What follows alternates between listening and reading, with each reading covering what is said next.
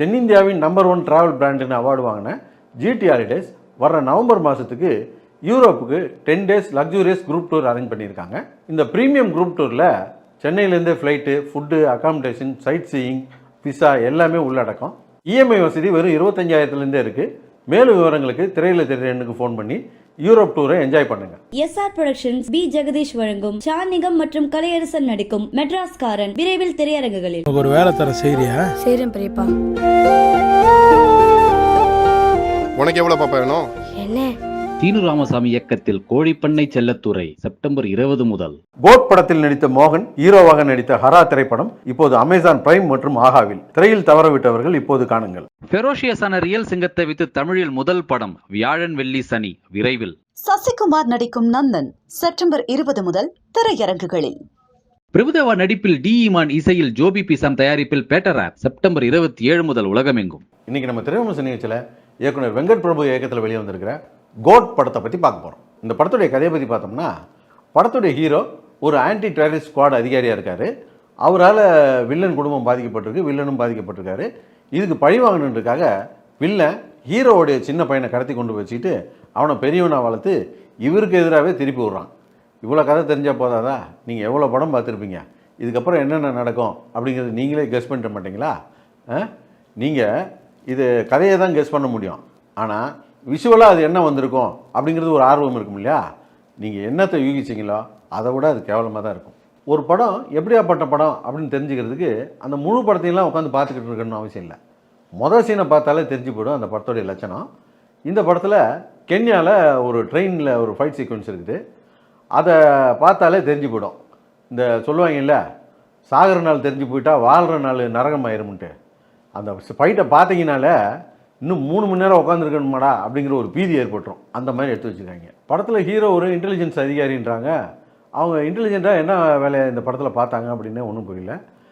First எடுத்தோடனே பார்த்தா ட்ரெயினில் போய் எதோ ஒன்று எடுத்துகிட்டு வந்துடுறாரு. அப்புறம் பார்த்தா பேங்காக்கில் போய் எதை எடுக்க போனார், அந்த ஆப்ரேஷனில் என்ன ரிஸ்க் இருக்குது எதையுமே சொல்லாமல் எதோ ஒன்று பண்ணிட்டு வந்துடுறாரு. அங்கே போய் குழந்தைய தொலைச்சிட்டு வந்துடுறாரு.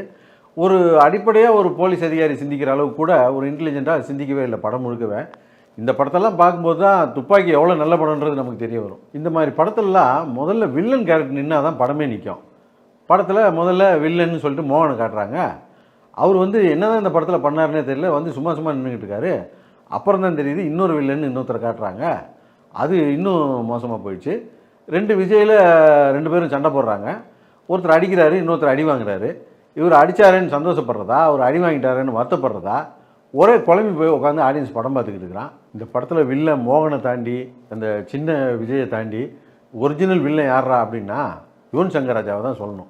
அந்த லட்சணத்தில் இருந்துச்சு பாட்டு, பேக்ரவுண்ட் மியூசிக்கெல்லாம்.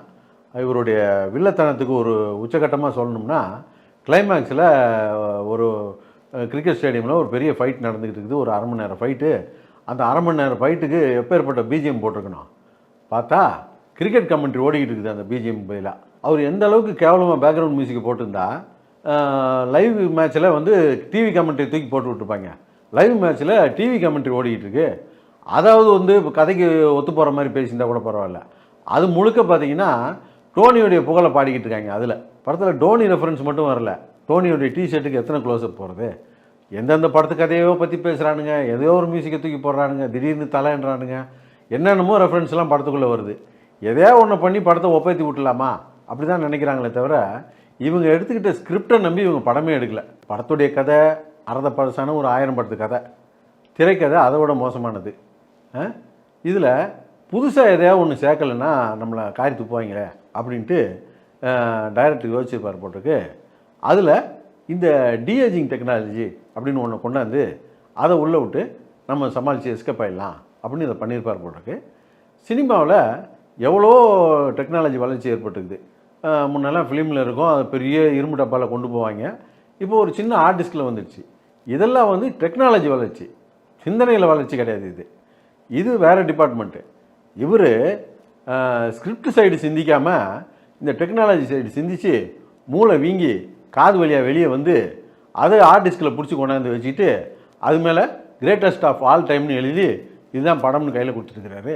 அது மட்டும் இல்லாமல் இந்த படத்தில் எதுக்கு 2 விஜய்? இந்த டிஏஜிங் பண்ணணும் அப்படிங்கிற ஒரே காரணத்துக்காக 2 விஜய் வச்சுருக்கிறாங்க. அது படத்தில் வந்து எந்த வகையில் படத்துக்கு சப்போர்ட் பண்ணிச்சு? டபுள் ஆக்ஷன் இருந்தால் ஆள் மாறாட்டம் நடக்கணும். இவர் இடத்துக்கு அவர் வரணும், அவர் இடத்துக்கு இவர் வரணும், அதில் ஒரு சின்ன கன்ஃபியூஸ் இருக்கணும், படத்தில் ஒரு இன்ட்ரெஸ்ட் வரணும். அதுக்கு இந்த படத்தில் கதையிலே இல்லையே. இவங்க டிஏஜிங் பண்ணணுன்றதுக்காக மட்டுமே இந்த 2 கேரக்டராக யோசிச்சிருக்கிறாங்க. நம்ம இதுக்கு முன்னே பார்த்த டபுள் ஆக்ஷன் படங்கள்லாம் குடுமி வச்சவன் அண்ணன், கூலிங் கிளாஸ் போட்டவன் தம்பி, அப்படி தான் நமக்கு படம் காமிச்சிருக்காங்க. அந்த மாதிரியான படங்கள்லாம் நம்ம 100 நாள் ஓட வச்சுருக்கிறோம். இந்த கதையில் அந்த மாதிரி சப்போர்ட் பண்ணாதப்ப இவங்களுக்கு அந்த டிஏஜிங் பண்ணுற ஒரு வாய்ப்பு கிடைக்குது அப்படிங்கிறதுக்காக மட்டுமே அதை பண்ணி வச்சுருக்காங்க. அதுவே இந்த படத்தை வேறு டிஸ்டர்ப் பண்ணுது.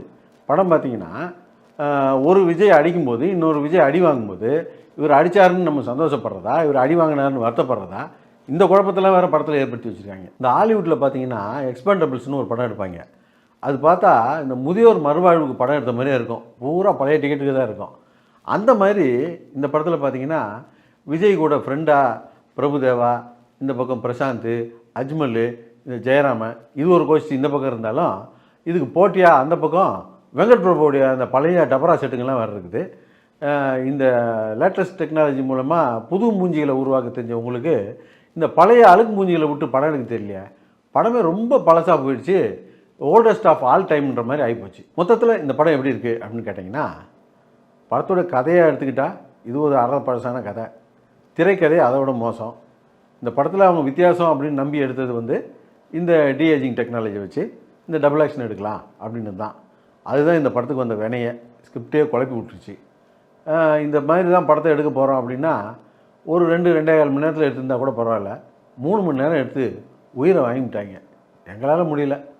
நீங்கள் போய் பார்க்குறதா இருந்தால் நீங்கள் தான் ஆடு, அதாவது code. brought to you by Hara, Petter App, Nandan, Madras Karan, கோழிப்பண்ணை செல்லத்துறை and GT Holidays.